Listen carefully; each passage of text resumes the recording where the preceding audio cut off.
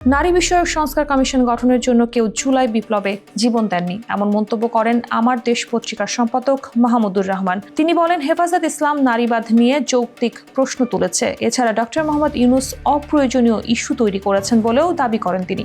রাজধানীর সোহরাওয়ার্দী উদ্যানে হেফাজতে ইসলাম বাংলাদেশের মহাসমাবেশে অংশ নিয়ে তিনি এসব কথা বলেন।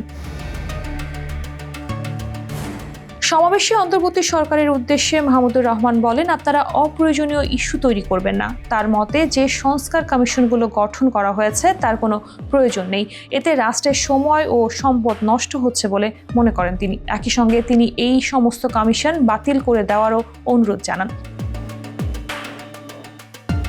হেফাজত ইসলামের প্রতি অনুরোধ জানিয়ে আমার দেশ সম্পাদক বলেন, নারীবাদ নিয়ে প্রতিবাদ করতে গিয়ে বৃহত্তর আন্দোলন থেকে আপনারা সরে যাবেন না। তিনি বলেন, আমাদের বৃহত্তর লড়াই ভারতের সাম্রাজ্যবাদীর বিরুদ্ধে লড়াই, আমাদের বৃহত্তর লড়াই ইসলামের জন্য লড়াই।